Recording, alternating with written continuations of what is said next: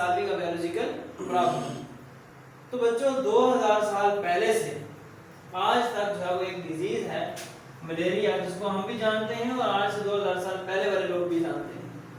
But 2000 साल पहले और आज से थोड़ा अर्सा पहले 19th सेंचुरी में 20th सेंचुरी के अंदर भी मलेरिया ने दुनिया के अंदर तबाही मचाई हुई थी।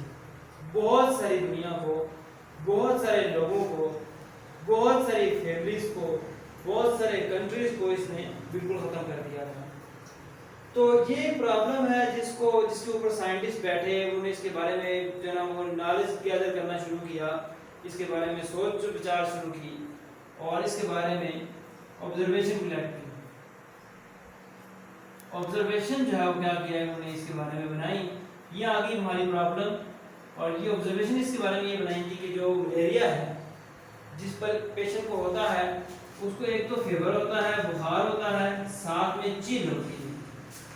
चील का क्या मतलब है? एक तो एंजॉयमेंट वाली चील नहीं, चील का मतलब है उसको कपकपी आती है। इस बंदे को मलेरिया होता है, एक तो उसको बुखार होता था, दूसरा उसको चील होती थी।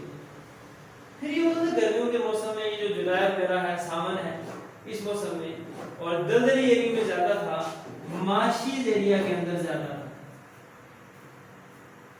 किसके अंदर ज्यादा था? मार्शिस जो एरिया है उनके अंदर ये ज्यादा थी डिजीज। लोगों ने कहा ये जो डिजीज है ये मार्शी एरिया से रिलेटेड है। जो मार्शी एरिया है उनके अंदर जो वाटर है, स्टैग्नेंट वाटर, क्या कहेंगे उसको, कौन से वाला है? स्टैग्नेंट वाटर है, ये जो है काज करता है मलेरिया को। तो बहुत सारे वॉलंटियर आ गए। उन वॉलंटियर्स ने क्या किया, इस स्टैग्नेंट वाटर को ड्रिंक करना शुरू किया। जब इस स्टैग्नेंट वाटर को उन्होंने ड्रिंक किया तो उन्होंने देखा कि इस स्टैग्नेंट वाटर के साथ उनको मलेरिया नहीं हुआ, उनको मलेरिया नहीं हुआ, उनको मलेरिया डेवलप नहीं हुआ। तो इसका मतलब यह है कि स्टैग्नेंट वाटर तो मलेरिया काज नहीं करता। फिर क्या होगा? फिर उन्होंने कहा कि ये जो स्टैग्नेंट वाटर है जहाँ पे ये मौजूद होता है, यहाँ से ये एयर के अंदर मेंशन हो जाता है, एयर के अंदर चला जाता है। ये एयर जब वो ब्रीथ करते हैं, इस एयर के साथ क्या होता है, उनको मलेरिया काज हो जाता है। तो उन्होंने कहा ये इस बैड एयर की वजह से होता है, इसकी वजह से ये डिजीज हो रही है बैड एयर की वजह से। तो मलेरिया का मतलब ही बैड एयर है। मैला, मैला मीन बैड और एरिया मीन क्या है? एयर। तो इसी से बना हुआ है मलेरिया मीन बैड एयर। जो बैड एयर को हम इनहेल करते हैं, बैड एयर को हम लेते हैं, बैड एयर के अंदर जब हम ब्रीथ करते हैं तो कुछ चीजें हमारी बॉडी में चली जाती हैं और हमें डिजीज डेवलप हो जाती है। ये कंसेप्ट डेवलप कर लिया। लेकिन इनमें एक तो वॉलंटियर्स ने वाटर ड्रिंक करके तो फिर बताया ये नहीं है। जब ये चीज हुई तो फिर लोगों ने देखा यार कि मार्शी एरियाज के अंदर आया, इसके साथ तो कोई बिलोंग नहीं करता, कोई और चीज नहीं है। तो लोग थोड़े से कंफ्यूज थे। वो इस तरह से उसी दौर के अंदर जो है वो होता ये था कि लोग जो है वो डिफरेंट एक्सपेरिमेंट करते थे। और उस टाइम पे ये बात जो है वो दुनिया को पता चल गई थी, हर डिजीज के साथ एसोसिएटेड है क्या चीज, कोई भी जर्म एसोसिएटेड है। ठीक है, इस थ्योरी को कहते हैं germ plasm theory. Germ plasm theory कहते हैं भारत कि हर डिजीज के साथ कोई ना कोई जर्म होता है। साइंटिस्ट के ऊपर काम कर रहे थे, वो कहते थे जब भी किसी को कोई डिजीज होती है तो उस डिजीज के पीछे कोई ना कोई क्या होता है, माइक्रो ऑर्गेनिज्म होता है, कोई ना कोई माइक्रो ऑर्गेनिज्म होता है जिसकी वजह से क्या काज होती है, डिजीज काज होती है। ये बात लोगों के माइंड में थी। तो एक साइंटिस्ट ने इसके ऊपर काम करना शुरू किया और उसका नेम था लेब्रान।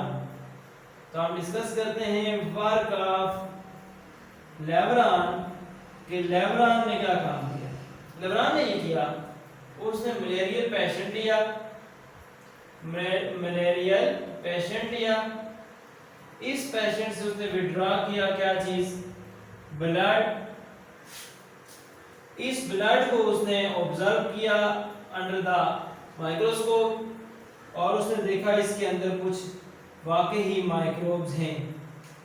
जो ये माइक्रोब थे उनको नेम दिया, ये क्या हैं, प्लाज्मोडियम है। ठीक है जी। तो इसकी बेस के ऊपर एक हाइपोथेसिस बना, प्रॉब्लम ऑब्जर्वेशन हाइपोथेसिस क्या बना, Plasmodium is the cause of malaria. जो मलेरिया है उसका जो काज है वो क्या है, प्लाज्मोडियम है। Plasmodium is the cause of malaria. खैर यह हाइपोथेसिस डेवलप हो गया तो उस टाइम तक बहुत सारी ऑब्जर्वेशन और डेवलप हो चुकी थी और आ गई थी। एक तो ये थी मार्शी एरिया का और मलेरिया का कोई ना कोई रिलेशन है।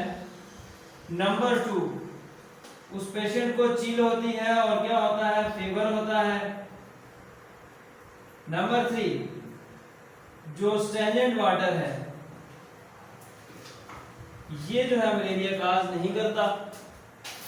नंबर 4 बैड एयर जो है क्या काज करती है, मलेरिया। नंबर 5 जो प्लाज्मोडियम है ये होती है किसके अंदर, मलेरियल पेशेंट के ब्लड में होती है। तो ये कुछ फर्दर जो है ऑब्जर्वेशन आई हुई थी। इसकी बेस के ऊपर हाइपोथेसिस ये डेवलप किया कि प्लाज्मोडियम जो है वो क्या है, काज ऑफ मलेरिया है। तो फिर क्या हुआ जी, साइंटिस्ट ने कहा जी कि ये तो ठीक है, ये उन्होंने एक हाइपोथेसिस डेवलप किया, तो डिडक्शन क्या होगी। उन्होंने कहा जी कि इफ लॉजिकल कंक्लूजन है, डिडक्शन है, if Plasmodium is the cause of malaria, then all the malarial patient have plasmodium and their blood। अगर प्लाज्मोडियम जो है वो मलेरिया काज करता है तो जितने मलेरियल पेशेंट हैं उनके ब्लड के अंदर क्या होगा, प्लाज्मोडियम होगा। इफ और देन वाली कंडीशन लॉजिकल कंडीशन होती है, इसको हम कहते हैं ये क्या है, कंक्लूजन है या डिडक्शन कहते हैं इसको। ठीक है, इस डिडक्शन के बाद साइंटिस्ट ने परफॉर्म किया एक्सपेरिमेंट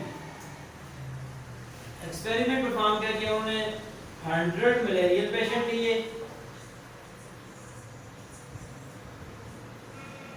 100 उन्होंने हेल्दी पेशेंट लिए, हेल्दी सॉरी पेशेंट तो नहीं होंगे, हेल्दी पर्सन लिए उन्होंने। ठीक है जी, हेल्दी मेल लिए, हेल्दी क्या लिए, पर्सन लिए। उन्होंने मलेरिया पेशेंट के ब्लड को देखा तो उनके अंदर 100% क्या था, प्लाज्मोडियम था।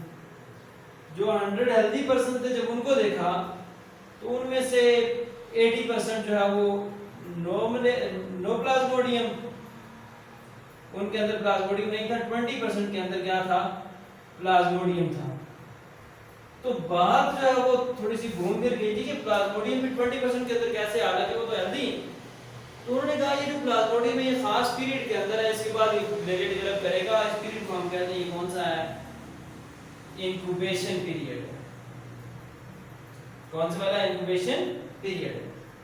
तो ये एक्सपेरिमेंट किया और उसका ये रिजल्ट उन्होंने निकाल लिया कि प्लाज्मोडियम वाकई ही काज ऑफ मलेरिया है। अब एक क्वेश्चन और क्रिएट हो गया कि प्लाज्मोडियम मेन के ब्लड में गया किस तरह से, ये दूसरी एग्जांपल है, ये इंशाल्लाह कल डिस्कस करेंगे। तो आज जो है इस एग्जांपल से रिलेटेड अगर किसी को कोई क्वेश्चन हो, कोई बात